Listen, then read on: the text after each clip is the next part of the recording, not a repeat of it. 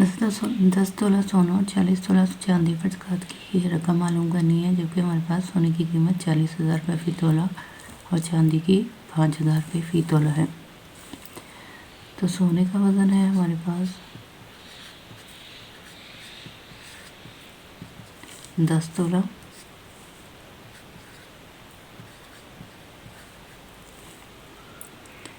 एक तोले की जो है वो कीमत है 40,000।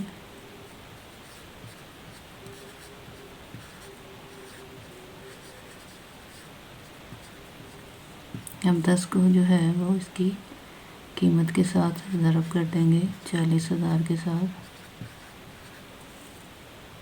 तो ये हमारे पास आ गई 10 4 40 और ये 4 1 2 3 4 5 1 2 3 4 1 2 3 4 और 10 4 40, यानी 4 लाख रुपया जो है हमारे पास सोने की कीमत आ गई। इसी तरह हम चांदी का वज़न और उसकी एक तोला की कीमत निकालेंगे। चांदी का वज़न, तो ये हमारे पास आ गया जी 40 तोला। अब एक तोला की जो है वो कीमत है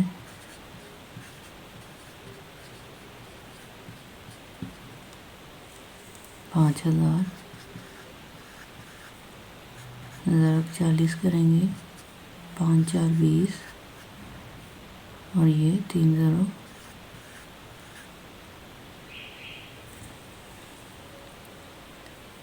और ये 40 का 0,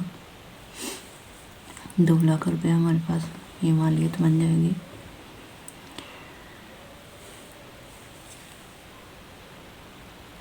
अब हमने कुल मालियत जो है उस पर ज़कात मालूम करनी है। कुल मालियत हमारे पास आ गई 4 लाख जमा 2 लाख, तो ये हमारे पास बन गई 4 और 2 6 लाख। अब हमें पता है कि हमारी शरह ज़कात जो है वो 2.5 होती है।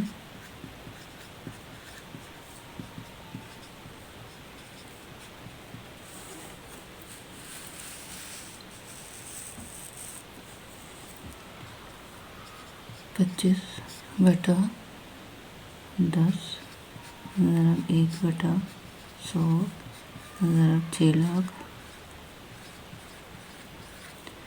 2 0 और 1 0, ये 3 0 कट गया, तो हमारे पास आ गया 25 ज़रब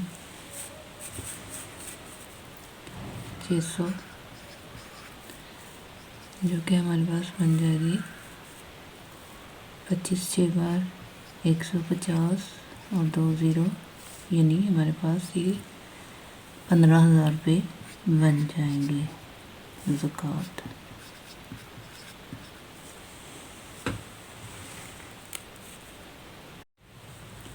अगर एक शख्स ने अपने पीछे एक बेवा और 2 बेटे छोड़े हों तो उसकी विरासत मालियती 20 लाख रुपए में हर एक का हिस्सा मालूम करना है। तो सबसे पहले बेवा का हिस्सा निकलता है, तो हम बेवा का हिस्सा मालूम करेंगे। पहले कुल तरका मतलब जो वो छोड़ के वफात पाया है, तो ये हमारे पास है 20 लाख। अब बेवा का हिस्सा बच्चे 2 बेटे हैं, तो इसका मतलब है 1/8 लगेगा।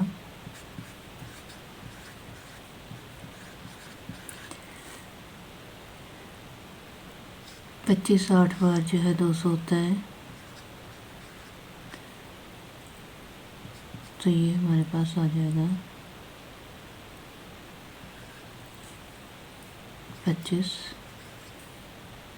और ये 4 0, यानी 2,50,000। 2,50,000 जो है वो बेवा का हिस्सा बन गया। अब हमने बेटों का हिस्सा मालूम करना है। पहले हम इसको बाकी तरका कितना बच गया बेवा को देने के बाद, तो ये हमारे पास 20 लाख था माइनस 2,50,000, तो ये हमारे पास 17,50,000 बन गया।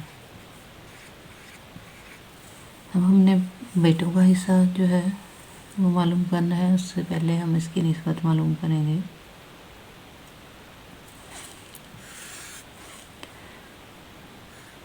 निस्बत होगी बेटा जमा बेटा, बेटा और बेटा। अब हर एक बेटे के हिस्से में 2 जो है आते हैं, 2% हिस्सा होता है उसका। 2 जमा मजमुआ क्या आ जाएगा हमारे पास, 2 जमा 2 4। हर बेटे का हिस्सा बनेगा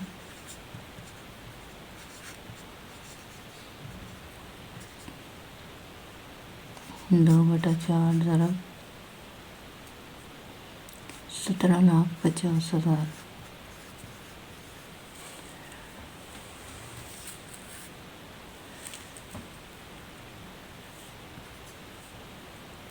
अब 17,50,000 2 को 4 पे करेंगे तो 1/2 यानी 0.5 आ जाएगा। 0.5 को 17,50 के साथ करेंगे तो इसका हाफ हो जाएगा, यानी 8,75,000 रुपया जो है वो हर बेटे का हिस्सा बनेगा। बेटे का हिस्सा 8,75,000। अगर एक शख्स ने अपने पीछे एक बेवा, 2 बेटे और 1 बेटी छोड़े हों तो उसकी विरासत मालियती 7,50,000 रुपये में हर एक का हिस्सा मालूम करना है। तो कुल तरका हमारे पास है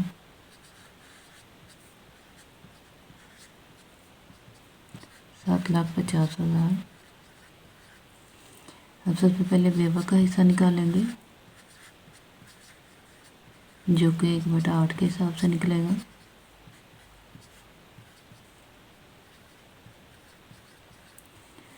$7,50,000 को 8 पे तकसीम करेंगे तो हमारे पास आ जाएगा 93,750 रुपये। ये बेवा का हिस्सा है। अब बाकी तरके में से ये निकाल देंगे, कुल में से ये निकाल देंगे तो हमारे पास बाकी बच जाएगा 7,50,000 माइनस 93,750। तो ये हमारे पास कुल बाकी बच जाएगा 6,56,250 रुपये। अब ये जो है, अब हिस्सेदारान है हमारे पास 2 बेटे और 1 बेटियां, तो हम उसका जो है वो निस्बती मजमुआ बनाएंगे। पहले निस्बत बनाएंगे फिर निस्बती मजमुआ बनाएंगे। मजमुआ हमारे पास आ जाएगा 2 जमा 2 जमा 1। हर एक बेटे के हिस्से में 2 और दुगना और बेटी से दुगना आएगा, तो ये हमारे पास आ जाएगा 5।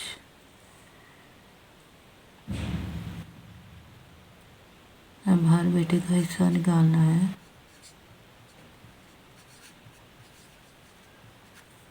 तो ये आ जाएगा 2/5 ज़रब ये हमारे पास 6,56,250 रुपये। तो ये हमारे पास हर बेटे का हिस्सा आ जाएगा। 2 को 6,56,250 से ज़रब करेंगे और 5 पे तकसीम करेंगे तो हमारे पास आ जाएगा 2,62,500 रुपया हर बेटे का हिस्सा। अब जो है बेटी का हिस्सा जो है, हर बेटी का हिस्सा,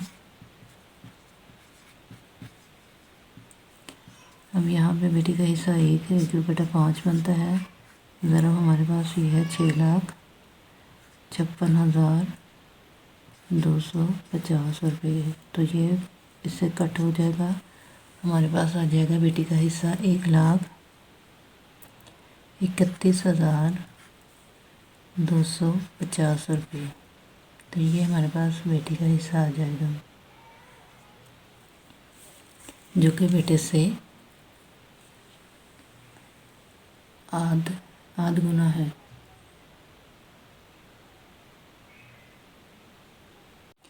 40 ग्राम सोने पर ज़कात मालूम करें, जबकि सोने की कीमत 3500 रुपये फ़ी ग्राम है। तो हमारे पास कुल सोना कितना है?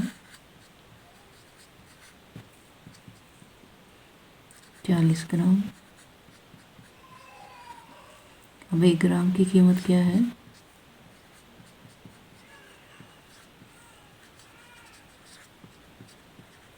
तो ये हमारे पास है 3500 रुपया। अब 40 ग्राम की जो है वो कीमत होगी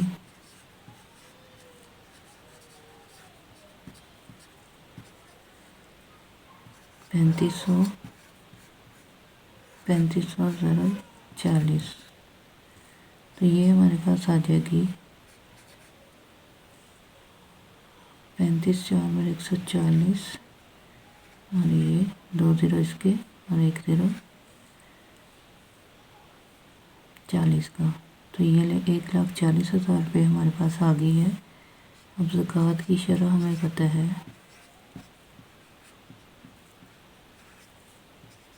2.5% होती है।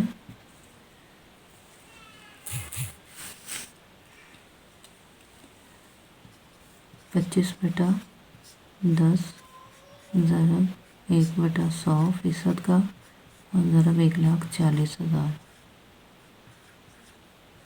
अब ये 2 ज़ीरो और 1 ज़ीरो ये तीनों ज़ीरो कट जाएंगे। ये हमारे पास रह जाएगा 25 ज़रब 140।